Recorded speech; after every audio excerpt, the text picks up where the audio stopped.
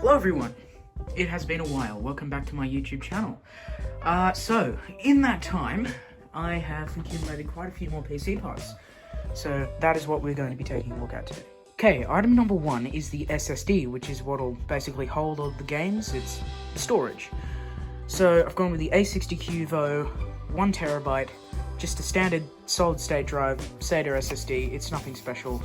Not NVMe or anything. NVMe is like what the PlayStation 5 will have, meaning you can load your games faster. I didn't think it was really worth it. I mean, you can always upgrade later, but it's fairly standard. I'll open it up so you can have a look in just a tip. Itself, it is a little silver container.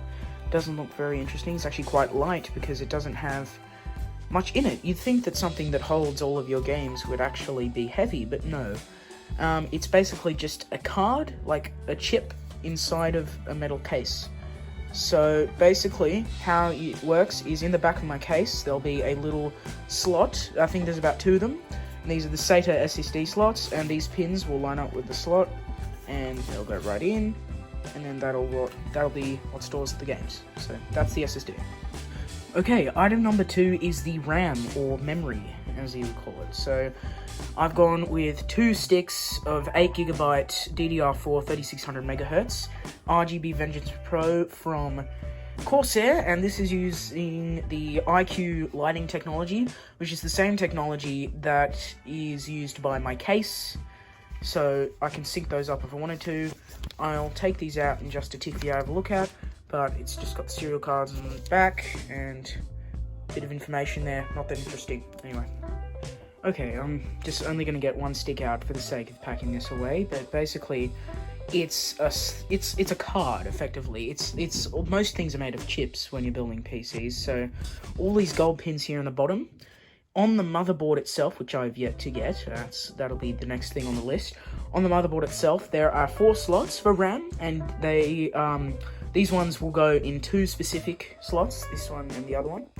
And these gold pins, you have to be very careful, because if any of these get bent, then effectively the RAM's dead. It doesn't work anymore. And so this RAM it's sort of like, it's a steel exterior. It's a very nice feeling. On the top, you've got several rows of RGB lighting. So I can have that at pretty much any color I want. I can have it rainbow, doesn't really matter. And yeah, so basically this and the other RAM will just slot into my computer on the motherboard. It's a very simple installation, just a click in, being very careful, and you can see all the chips and everything on here. Yeah. Okay, the next part we're going to be looking at is the A400 RGB CPU cooler. So now this is what will go on top of the CPU just to cool it down. So you can't really tell until I'll open it, but this is effectively a giant heatsink, which is it's like a grid of metal that sort of absorbs all the heat from the processor unit. And if just for an idea, the CPU is going to only be about that big. It's a square like that, and yet it can still get extremely hot, so it needs this giant cooler to cool it down. So I'll open this up so you guys can have a look. Okay guys, here is the cooler itself.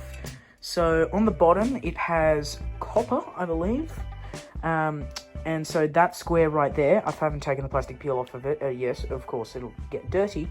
That is exactly where the CPU will go, on that little square there. And so this metal thing on the back that you see here is actually the heatsink, and this is where all the heat will be transferred into, and it's loads and loads of layers of metal. And it's effectively just a big metal block. And you can just have a heatsink, which is just this metal bit, but it's a lot more effective if you put fans on it. So this is a fan, this is a standard sized fan that comes on most computers and you can install, and effectively this will just spin when it needs to help effectively cool down the CPU. So it's magnetized, so it'll go on several rotations and it can stop itself and go the other way, as you can see there. And this cable here is where the CPU cooler will plug into the motherboard. So the motherboard, everything has to be plugged into the motherboard. And of course, if you have a load of things plugged into the motherboard, it's going to need a lot of power to run it. And that's going to be the next thing we're looking at, which is the power supply, which is the biggest part we've yet to get. So we'll take a look at that. Okay, this will be the last part we're looking at today, and this is the power supply for the computer. So I've gone with the Corsair RM850X Gold fully modular power supply. And fully modular means that basically the cables for the power supply are not like permanently tethered to the actual power supply. That's what it looks like. So you can see it's got all these ports on the side, and those where you plug in the cables that you actually need, and then those cables will go into your motherboard. But with other non-modular power supplies, it'll just have all the cables on them and it'll be a huge mess. So yeah, this box is actually quite heavy, so I'm not going to be picking it up. And on the top here, you can see all the cables that are included. It's quite a few. 1 ATX cable, 2 EPS cables, 6 PCIe cables, 10 SATA connectors, 8 peripheral connectors, and 1 floppy drive adapter. I don't know why we need that. That's very old technology. But yes, it's got inside. It's got a bag full of cables, effectively, and the actual power supply itself. So I'll open that up for you guys so you can have a look. Okay, guys, here is the actual power supply itself. So effectively, what it is a big metal box with a fan in the middle, and you can see all the internals in there. It's got lots of chips and everything, and it is going to be the main power source for your computer. And so basically the 850 on the outside of this box means that this power supply will support 850 watts of power, up to 850 watts of power, which is a lot of power. So it's much more than I would ever need with the current setup I'm using. But it's just good to have extra power, because if you have a power supply that's just on the very edge of the amount of power you'd need, your PC can have things called power surges, where it just does a random spike in power and in power usage, and that's what can cause your computer to sort of shut off just unexpectedly, and you don't want that to happen. So here is where you'd plug in the main cable, which is just it here. This is the main power plug. So this bit will go into a power adapter, just like a wall adapter or a power board, whichever one I want. And this end goes into the actual power supply itself. Right, so you've got a fan in the middle. Unfortunately, I can't spin it because it's inside the box itself. But this thing, I'd say, weighs about 5 kilos. It's quite heavy. Yeah, and now I'll take a look at the cables. Now, yes, this is a huge amount of cables. This is all the cables that comes with this power supply. These all go into different ports on the motherboard. So basically, this is going to be the big chunky one. This will be very easy to notice on the motherboard. You can see exactly where you need to plug this in because it's a huge slot. And this is very, very, very well insulated because it's carrying a lot of power, and you wouldn't want any of the cable to be damaged and then the electronics to be fried or anything. So this got very thick insulation. So there's only a very small amount of that is actual cable, and the rest is just braided insulation. And we've got a bunch of other cables as well.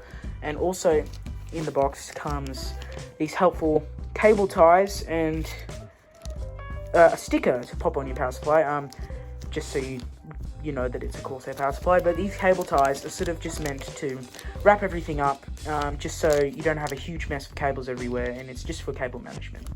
And it also comes with this very thick manual.